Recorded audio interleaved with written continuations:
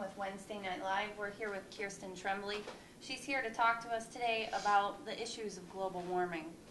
Kirsten, what roles does human activity play in the current global warming trends?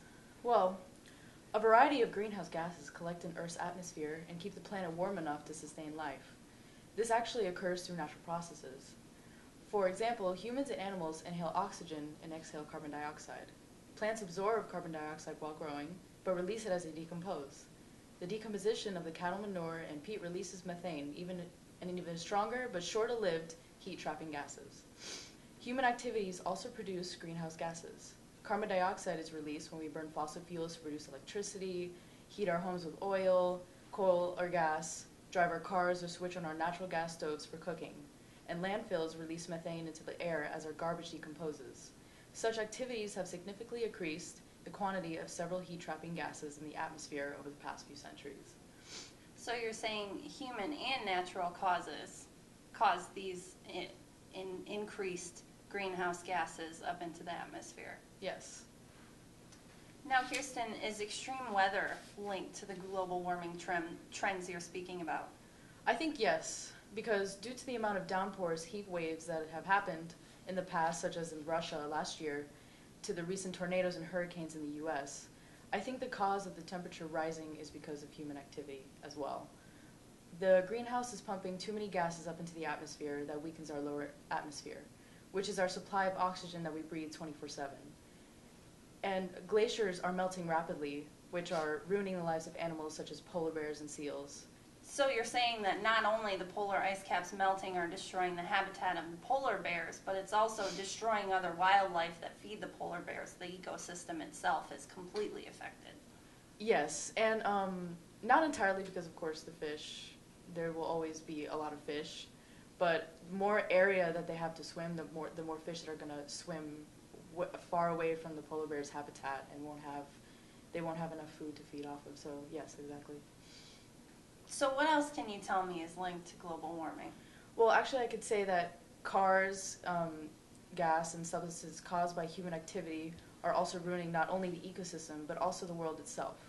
The world is a living thing, and even though it is powerful to hold millions and millions of people, it has the hardest job of us all by keeping us alive. It's the main point. And quoted in an article, the sea levels are rising off as much as 20 feet because of the Greenland ices and glaciers up north, risking flooding. Things are happening at a fast pace, and scientists fear we are deteriorating the Earth very slowly. We need to act now to save the planet. Not only do scientists notice the planet's cry for help, but the public has started to make commentary. The public urges for cars to use less gas, lower plant house energy, regulating greenhouse gases. And the reason why cars need to lower that is because a lot of people are driving everywhere, and even from like their house to the convenience store, which is easily like a block away, that they can just, maybe get up and take their bike and ride to the convenience store, which is, right around the corner, instead of driving and releasing more gases into our atmosphere and ruining the planet. So really, we need to work to get more of the general public to pledge for the environment and to follow these standards. Doesn't the EPA have standards on emissions? Yes, I believe so. And I know that, in the past, how humans used to do it, they didn't have cars back then, and how would you get from one place to the next? They would have to walk. So what can society do to reduce the emissions that we're creating that contribute to these greenhouse gases? Well, I feel like people should use their vehicle less often, as I said before. Riding a bike or taking a walk to the store will help reduce gas emissions by a whole lot. Another thing that reduces gas emissions is to drive more moderately. Some people like to accelerate, like the speed racers, and the more that you accelerate, the more gas that's pushed out into the air that we breathe. Keeping your vehicle in good condition is also very helpful. It can help reduce fuel consumption. Proper tire inflation reduces fuel consumption and also provides more safety for the driver. Also, using your microwave more than your stovetop helps reduce the amount of energy used as well. And pretty much a lot of the little things that we can do can help save this planet. If we just contribute the time and effort, we can do it. So really, any average citizen could just take 5 minutes of their day to look at their usage of their car and appliances within their house, and they could probably make a list of 5 to 10 things that they could do to help the environment. Yeah, and also recycling, even though that's a very general term, you know, people should recycle their water bottles and the milk cartons, everything, you know, in their newspapers. You know, it really helps a lot with the saving the planet, pretty much. Well, thank you for coming to speak with us, Kirsten. We'd like to take this moment to take a word from our sponsors. It's freaking freezing in here. It's like a meat locker. I guess so. Did you ever think that if everyone just wore a little less clothing, we wouldn't waste so much electricity cranking up the AC? Right? You might be alone on that one. Really? Look, the security guard cares about the environment. Nope, just naked. Introducing Planet Green, the first all-green TV network.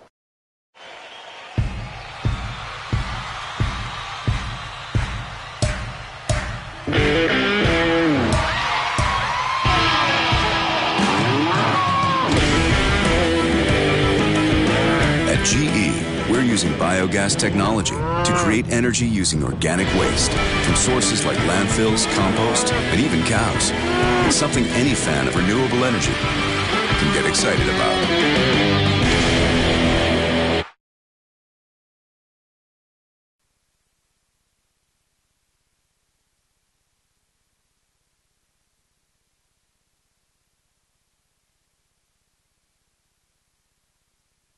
Hello everyone in Allen, thank you for having me here. It's a pleasure to be here today.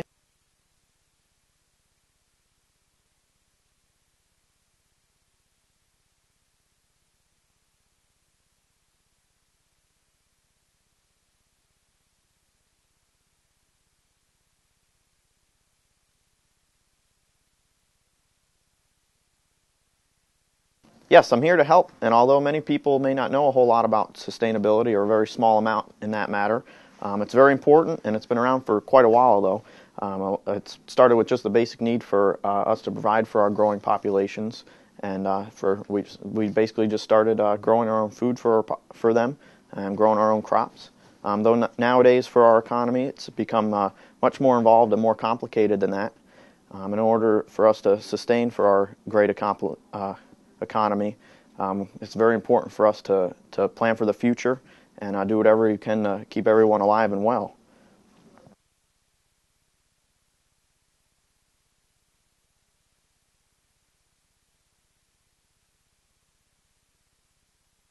Well, with economic sustainability, it's defined as the ability to regularly generate results that are consistent and with consistent with a long-term economic development. And as in regards to businesses' decisions that are made today, it's very important throughout our global economies to involve this, and it's become more and more common for economic sustainability goals or plans to emerge. This is a really important aspect of our mission as a society today, and in order to improve life for all, everyone today is just so interconnected that a small group or business can make just a certain act, and it can affect anybody all over the globe.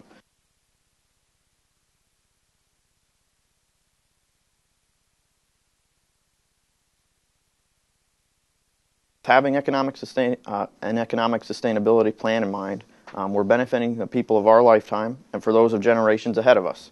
We want to be able to consider the long term while still being able to consider our lives in the short term.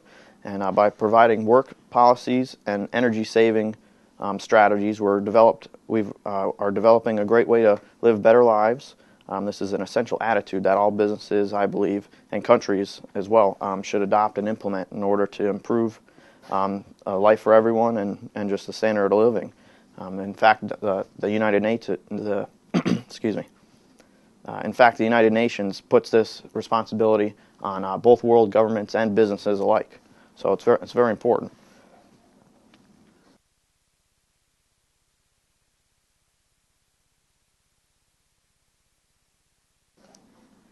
Well, with us using economic sustainability throughout our country and our world, we're seeking to improve the standard of living for everyone, as I've stated, and at the same time, the UN is also keeping control or sort of a regulation over the responsible use of our natural resources today. And it's very favorable for us to do this, and also it's very important for future generations. And at the same time, it will still be able to provide for our growing economies today.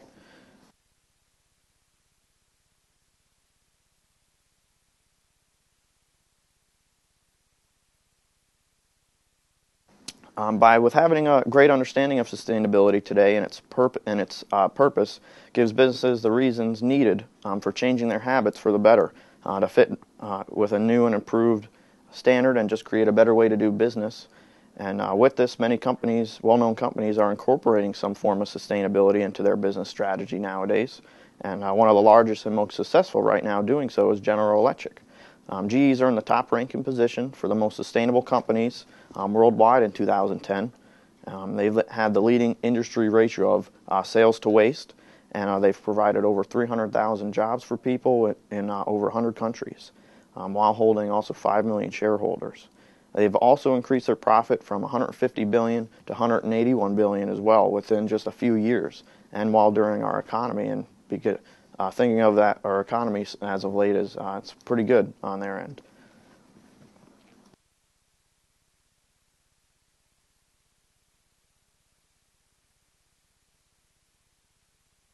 Well, like a lot of other companies, they're changing and shifting from business habits to a new way of doing things. I really do see it as being for the best, and as for GE in particular, their CEO reports in this statement, GE sets forth to integrate a sustainability into its core business strategy, and that their goals aim to just make money, make it ethically, and make a difference with economies rebuilding after the financial crisis. The opportunity for them to reshape systems toward a pathway of sustainability, one that is going to enable positive human impact, is very important.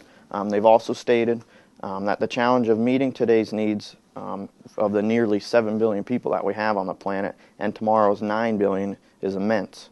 The limits of our planet's natural resources of clean water, air, energy, and are already stretched.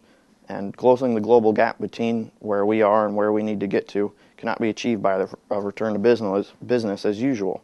And in the end, the return on investment for this corporate involvement, for improving the economy, is a world really fit to live in, to do business in, and really to pass down to our children as well. And this requires a long-term commitment, so it's very important.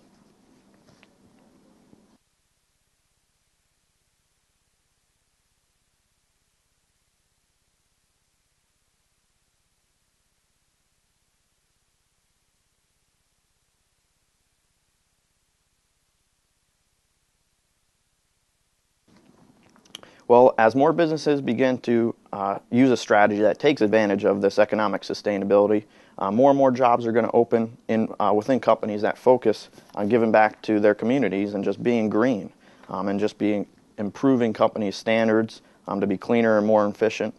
On Wall Street, they've actually stated that most employees aren't adding jobs at a quick pace, and positions tied to sustainability and renewable energy might be a bright start. Which will be very beneficial for employees, for job stability, and with companies for improving their efficiency to be just a better company. Also, Wall Street has explained that a few large companies recently created positions that are responsible for making sure their companies save energy and are environmentally responsible to their communities. Some of the companies that have greatly increased hiring for these green jobs, it's because a lot of people are pursuing positions in many companies, and even recent numbers of the online job postings or searches, including green keywords such as like wind, solar, and sustainability or energy. These searches have grown in the tens of thousands as of late. Having jobs in economic sustainability is very important for our futures, and it gets governments, businesses, and communities to basically just, all over the world, everybody to start working together and more effectively together, just to preserve our planet and improve life for everybody. Though the growing importance and need for economic sustainability and its green jobs are going to continue, and businesses and governments will be providing, hopefully, full-on green careers for people, and they will be able to really make a difference in their communities and just make a lifelong, fulfilling career out of it as well, and fulfill themselves.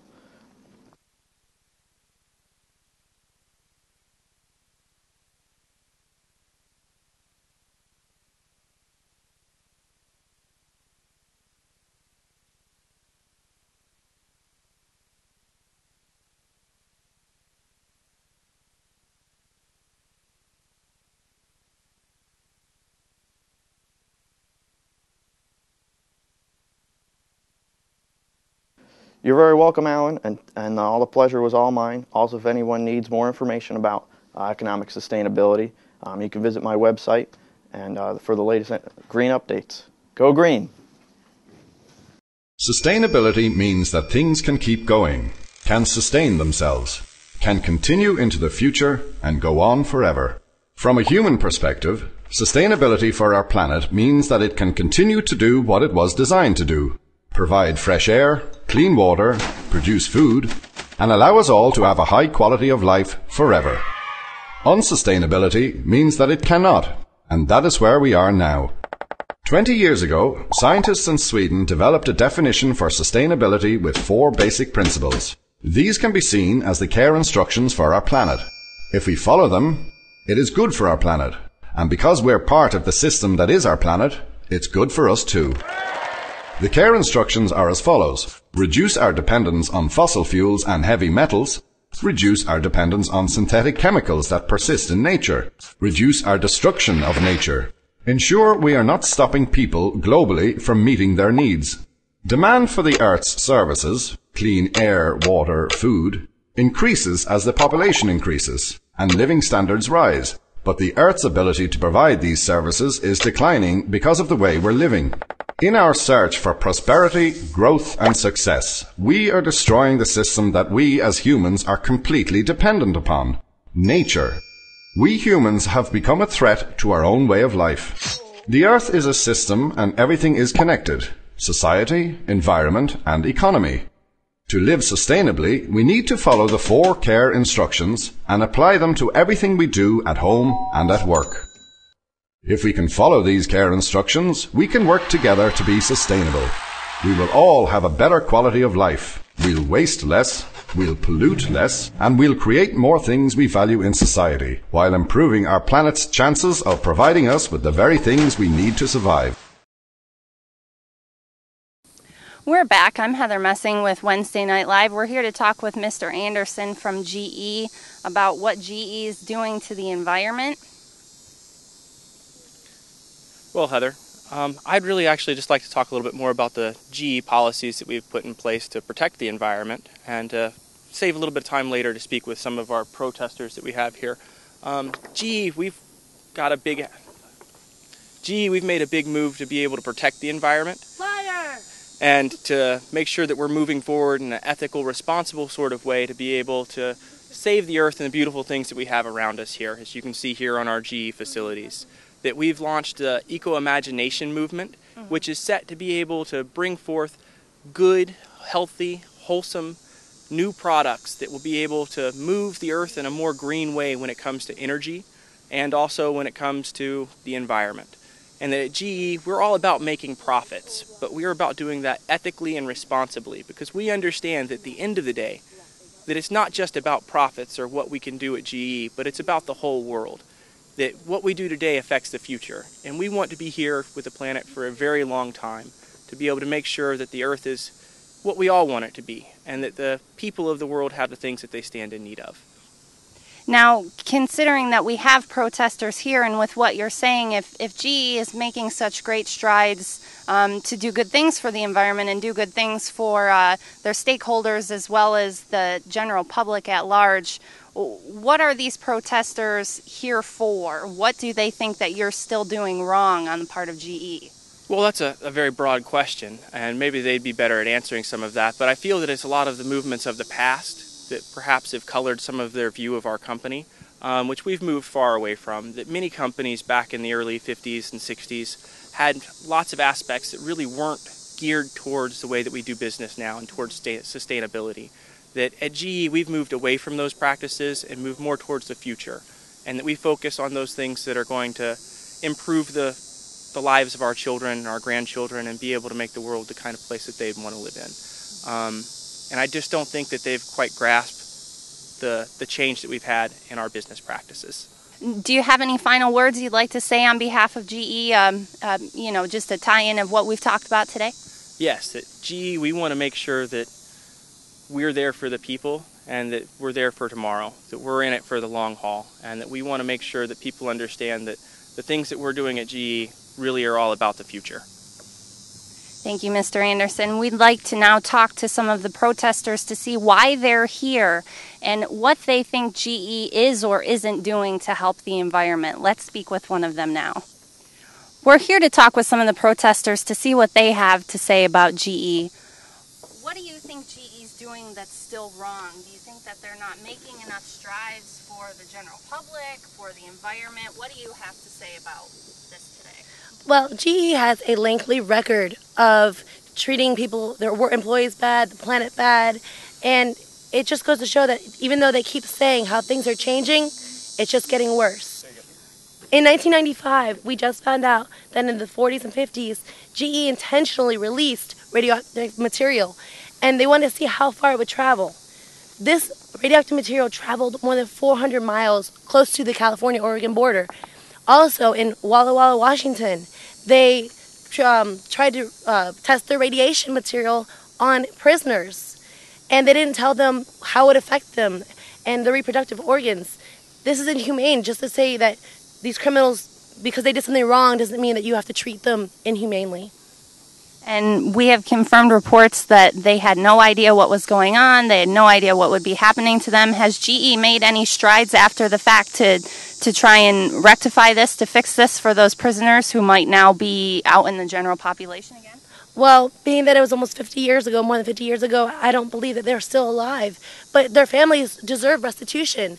And also, while they might have known some of what was going on, they obviously told them things that weren't happening that would be really harmful to their bodies. But also, they don't just treat people that they don't know bad, they treat their own employees bad. Right now, there were employees who were in Alabama doing their new green jobs, cleaning out these big machines, and they're subject to racial slurs and their supervisors calling them lazy and not giving them the proper working conditions and making them work overtime and not giving overtime pay. And I mean, when I'm talking about racial slurs, I mean, we're talking about swastikas, Ku Klux Klan symbols, even a hanging noose in one of the black workers' locker. So, I mean, if they can't treat their own employees well, how are they going to treat the world well? Do we know how many employees were involved in this? Currently, we're saying about 2 to 3, but we estimate that there are many employees, over 40 or 50 of them, who are just not coming out and talking about it. Do you think they're afraid of retaliation from GE? I think that this is a very poor community, and because of that, people are striving to try and get whatever kind of work they can. And even though that GE is treating them badly, they're probably compensating them now and keeping them hush-hush.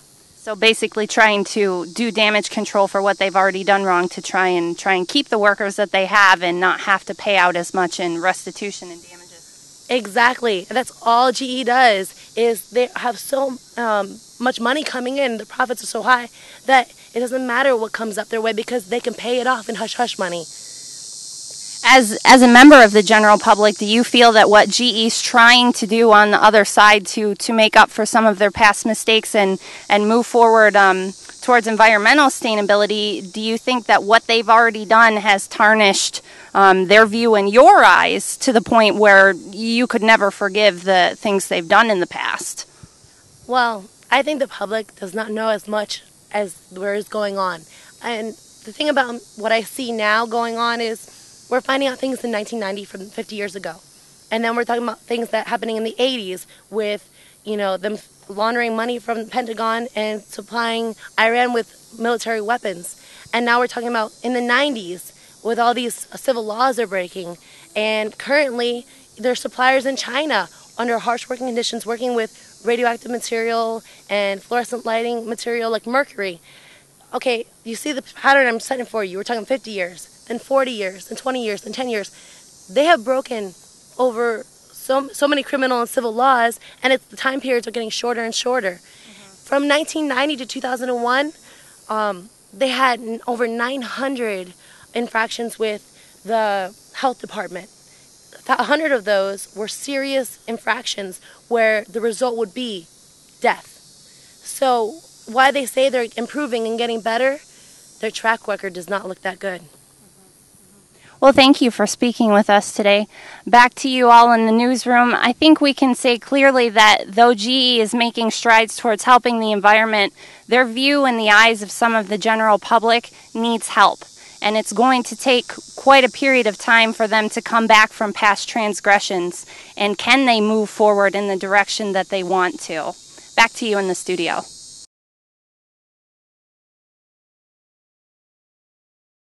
Sustainability is the process of meeting present needs without compromising the ability of future generations to meet their needs.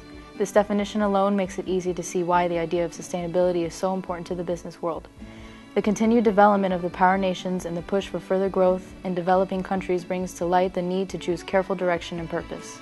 We live on the planet. It doesn't belong to us alone, and the elements of the natural environment sustain human life.